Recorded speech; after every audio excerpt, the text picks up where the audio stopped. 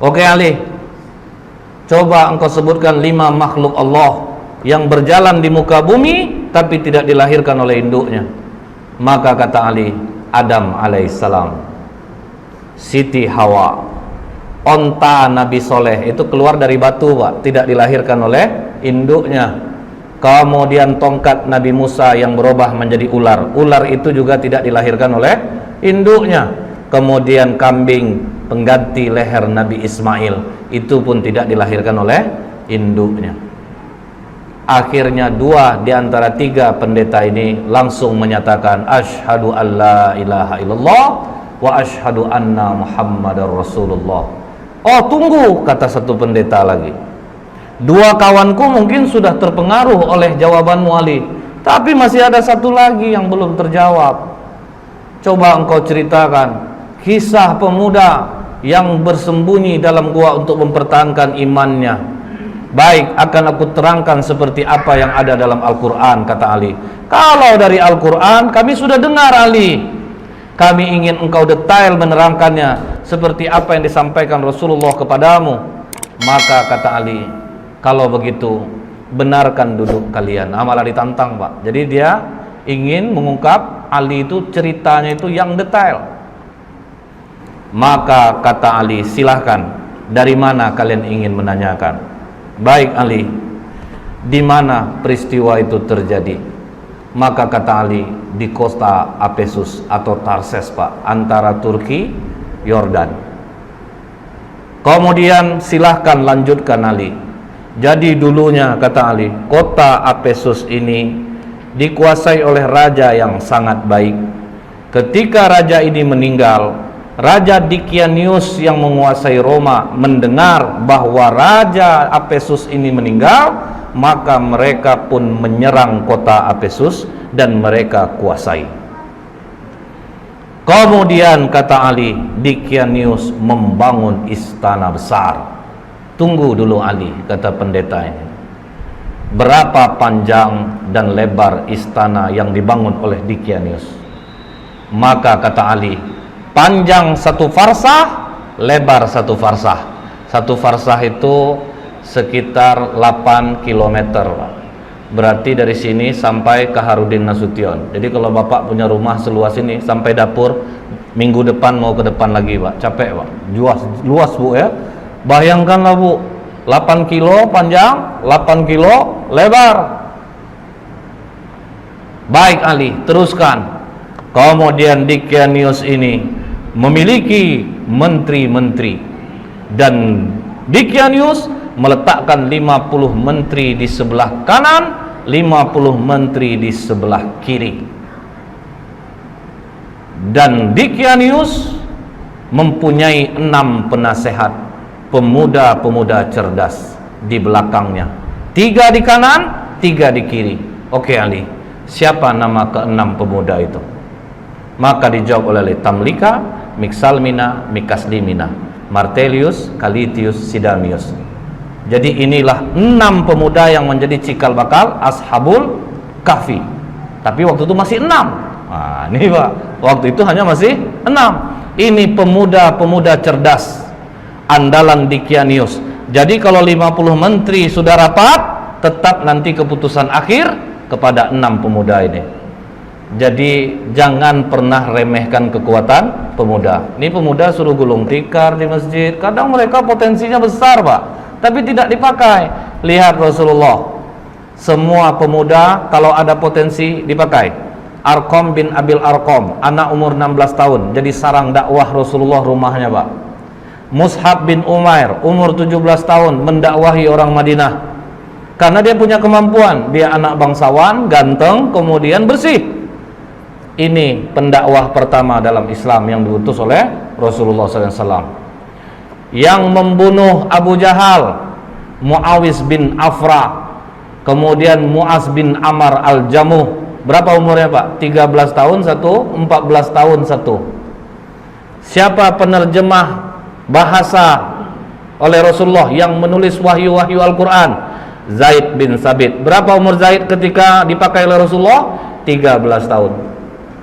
Jadi kalau pemuda punya potensi, pakai. Jangan Pak, kalau kita kan kebanyakan Pak pengurus tua-tua semuanya Pak. Padahal anak-anak muda ini ada yang punya potensi besar, tapi dia tidak bisa melihatkan potensinya karena dia tidak terpakai. Kau masih kecil, kau masih kecil, kau masih kecil. Itu bedanya Pak pendidikan Rasulullah dengan kita. Rasulullah, pemuda-pemuda yang memiliki kelebihan itu dipakai, disesuaikan dengan bidangnya masing-masing. Itulah kerugian Indonesia sekarang Pak. Hacker nomor 1 di dunia orang Indonesia, tapi sekarang berkantor di Swiss Pak. Dia bisa memindahkan satelit, jadi dia dipakai sekarang oleh dunia untuk apa Pak? Misalnya Cina bangun satelit keamanan, itu disuruh dia membobol. Coba bobolkan, kalau bobol nanti tolong kuncikan gimana supaya tidak bobol. Itu anak Indonesia loh Pak. Cuman sekarang dia berkantor di Swiss. Kena kita Pak. Banyak pemuda Indonesia ini bagus-bagus. Nah kemudian Pak, ditanya oleh pendeta ini, seluas itu istana yang dibangun oleh Dickianius Ali, bagaimana dia cara mengharumkan istananya? Maka kata Ali, setiap pagi ada yang membawa parfum di dalam ember besar, kemudian ada satu yang membawa seekor burung. Ketika burung ini diberi isyarat, maka burung ini mencemplungkan kedua sayapnya dan mengibaskannya ke seluruh ruangan istana. Canggih orang dulu rupanya Pak. Coba kita pakai Bifresh Pak, tanggal telunjuk tiap hari satu tuh Pak, seluas itu 8 kilo patah Pak, karena besar ruangannya. Setelah itu kata Ali, ketika Dickianius 30 tahun berkuasa tidak pernah sakit, disitulah dia bertanya kepada para menterinya, kalian pernah enggak nengok aku sakit, demam, beringus, lemah, letih? Tidak pernah Raja. Biasanya kalau yang enggak sakit-sakit ini siapa? Tuhan Raja. Bersediakah kalian menyembahku? Bersedia Raja. Pokoknya siapa yang mau menyembahku, aku berikan kehidupan yang baik. Pakaian dari sutra, kemewahan, kekayaan akan aku berikan. Begitu dikasih kekayaan, uang, fasilitas, masyarakat rela menyembah Dickianius Pak.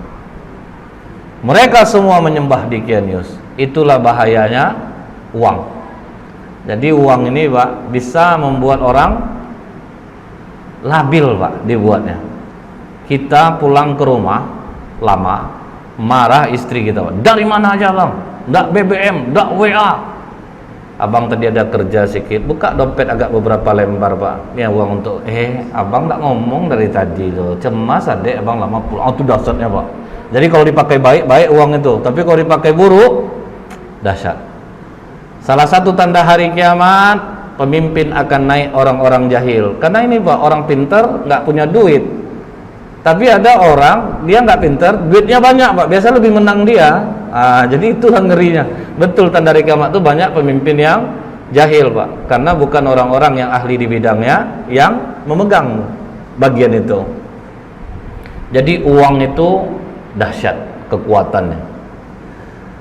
Tapi Pak, 6 pemuda yang di belakang Dickianius akhirnya rapat di rumah Tamlika.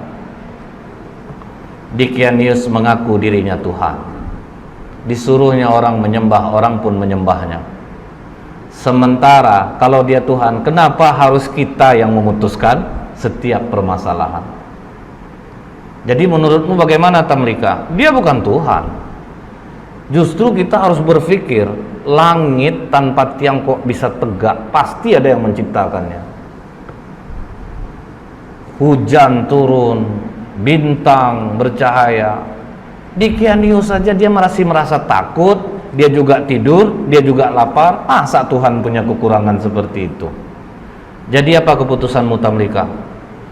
Kalian rela enggak tinggalkan kekayaan, jabatan, fasilitas ini? Kita lari dari sini. Kalau kita melawan tidak mungkin bisa. Kita lari dari sini untuk mencari Tuhannya langit dan bumi ini. Apakah kalian rela untuk miskin bersamaku? kalian tinggalkan jabatan, kesenangan kalian, fasilitas ini, kami rela Tamlika. Itu makanya dikatakan siapa yang menghafal 10 ayat awal suratul Kahfi, maka dia akan terbebas dari godaan Dajjal. Karena Bapak, ini mengingatkan kita, waduh, ini pemuda-pemuda kaya, cerdas, rela kehilangan harta, jabatan untuk tauhid. Berani mereka tinggalkan. Akhirnya mereka pun pergi berenam diam-diam, dan semua harta ditinggalkan.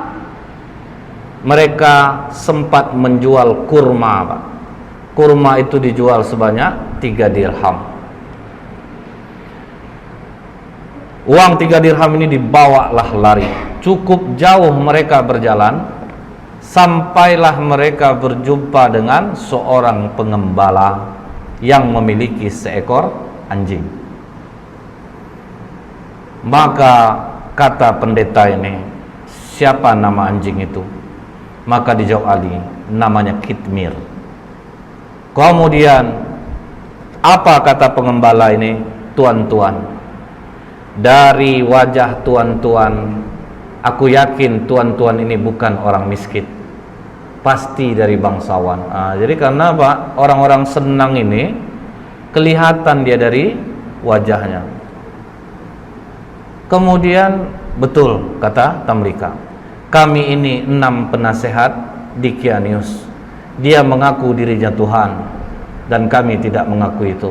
Makanya kami meninggalkan kerajaan, kami tinggalkan semua pangkat jabatan kami, karena tidak pernah kami berjalan seperti ini.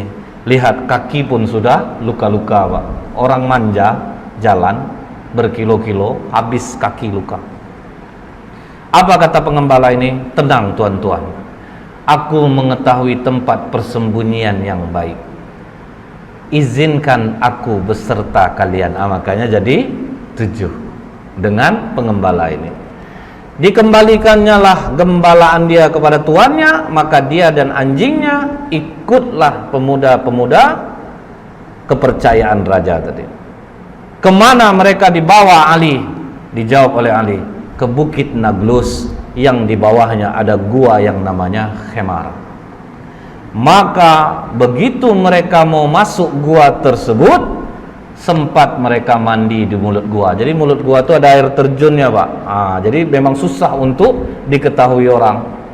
Sempat mereka mandi, masuk ke dalam, duduk, golek sana, golek sini, golek sana, sampai terang hari. Hari sudah pagi. Kita lapar. Siapa yang akan mencari makanan?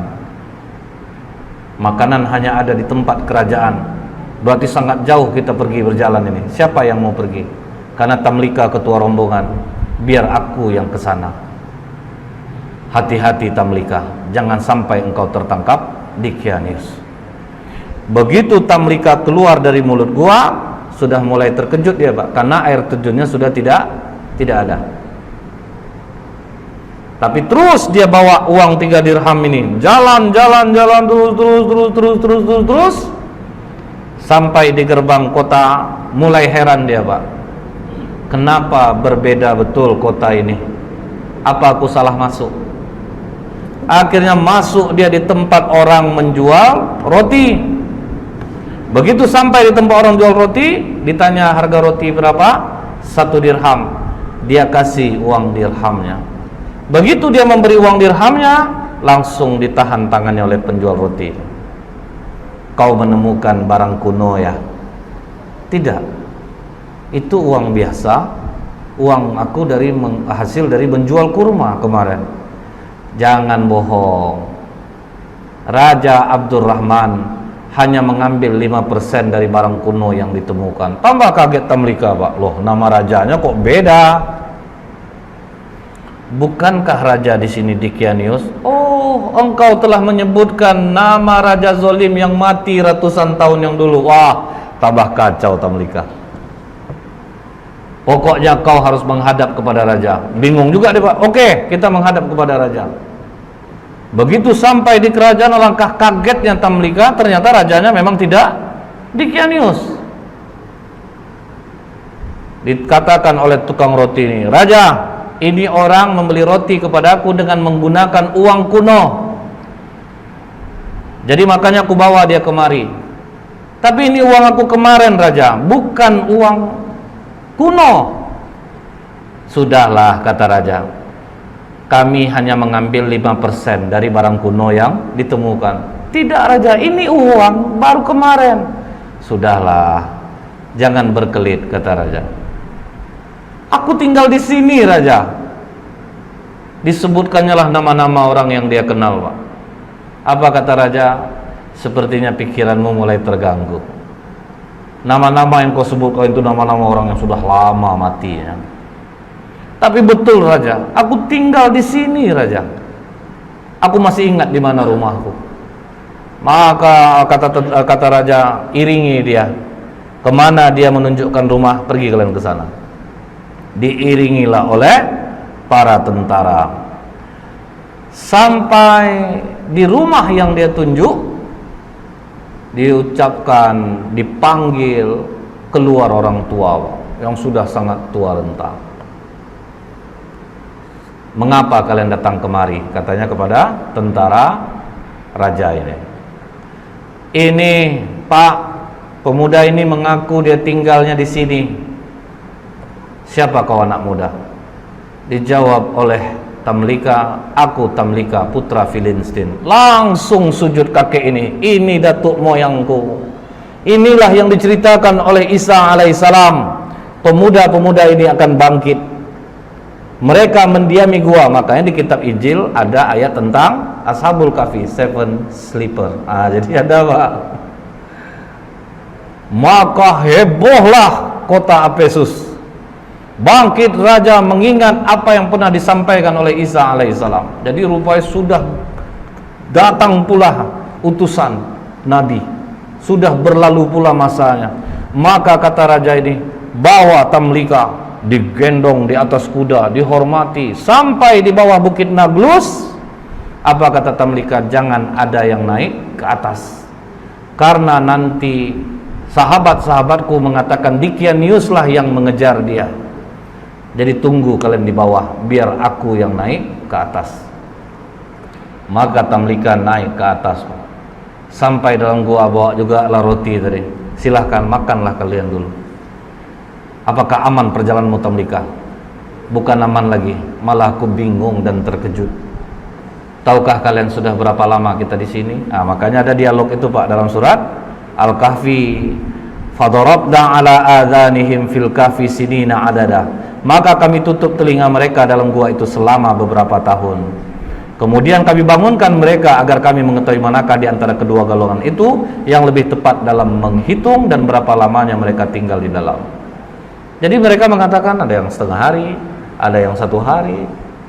Maka kata Tamlika, tidak, kita berdiam di sini sudah lebih daripada 309 tahun. Mendengar itu, benarkah Tamlika? Iya, raja sudah berganti. Seorang nabi sudah diutus dan sudah berlalu. Mereka sekarang menunggu kita di bawah. Mari kita turun. Maka apa kata 5 orang kawannya lagi? Tamlika, Mixalmina, Mekastimina, Martelius, Calitius, Sidamius. Jangan, Tamlika. Kita sudah melihat kebesaran Allah melindungi kita selama 300 tahun, seolah-olah kita baru saja semalam. Kita sudah diselamatkan Allah, kita bangun dan akhirnya kita tahu tentang keajaiban Allah. Kita mohonkan kepada Allah untuk menutup pintu gua ini dari pandangan manusia, dan kita mohon kepada Allah untuk mengambil kita. Karena apabila kita turun, Tamlika, mereka nanti akan mengkultuskan kita. Mereka akan mendewakan kita. Karena itu sifat manusia, Pak. Karena kan sempat bertengkar dua kubu. Kami berhak di sini, kami berhak di sini. Makanya mereka minta, sudah, kita jangan ada yang turun. Sifat manusia itu, untung gua Ashabul Kahfi itu tidak di sini, Pak. Kalau di sini dah ramai orang berkunjung tuh, Pak. Cari SDSB, minta pelaris, minta jodoh. Tapi syukur jauh. Jadi tidak ada yang mengkultuskan. Coba Bapak bayangkan, kuburan Husain cucu Rasulullah saja, untuk naik ke kubur itu Pak, mesti pakai lidah dijilat tangga itu Pak. Itu dikultuskan. Itu bahayanya. Karena jiwa kita ini teramat lemah Pak. Ada seorang ulama di jalan bawa onta. Di tengah jalan ontanya mati, perjalanannya masih jauh. Dikuburnya lah onta ini supaya tidak busuk bangkainya Pak. Menangislah dia di atas kubur ontanya. Tapi tanpa tahu ulama ini, ada masyarakat yang menengok ulama ini menangis di kuburan itu. Tapi masyarakat tidak mau nanya Pak, itu kubur siapa. Disampaikannya lah ke masyarakat yang lain, pernah ada ulama nangis di kuburan itu. Ramailah orang di kubur itu Pak. Pas ulama ini lewat lagi, dia lihat kok kuburan onta aku ramai orang ziarah. Orang kan tidak tahu Pak, bahwa itu adalah kubur onta dia. Ulama ini menangis karena dia tidak bisa lagi naik onta. Begitulah mudahnya orang percaya terhadap sesuatu itu Pak. Akhirnya pintu gua itu ditutup dari pandangan manusia. Mereka pun tidak ada jelas riwayat mereka diambil Allah atau ada kuburannya pun tidak ada. Karena mereka minta kepada Allah, ambil kami, tutup gua ini dari penglihatan manusia.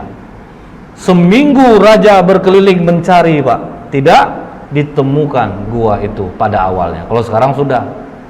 Setelah Ali menceritakan ini semua kepada pendeta ini, maka pendeta itu mengatakan, engkau benar Ali, engkau telah menceritakan dengan detail apa yang ada di dalam kitab kami, dan memang benarlah apa yang disampaikan Muhammad kepadamu. Maka pendeta yang terakhir ini pun masuk Islam jadinya Pak, mengucapkan syahadat asyhadu alla ilaha illallah wa asyhadu anna muhammadur rasulullah. Jadi inilah dahsyatnya ketika kita memiliki ilmu, kita tidak gampang dibodohi. Ketika kita memiliki ilmu, makin tinggi ilmu Pak, berdebatnya mesti makin pelan. Tapi yang membuat orang besar-besar suara itu Pak, karena nggak bisa dia mencari dasarnya, sehingga dia harus berkeras-keras. Tapi lihat sikap Ali, dia dengan lembut, dia terangkan satu persatu, dia dakwahi dengan kecerdasannya, sehingga ketiga pendeta ini pun luluh dengan dialog ilmiahnya dengan Ali bin Abi Thalib. Jadi memang kita ini diciptakan Allah lain-lain bidang, lain-lain keahlian. Tidak bisa orang ini menjadi orang yang lain. Semua kita sudah diberikan kelebihan oleh Allah. Itulah salah satu pelajaran dari Umar, dari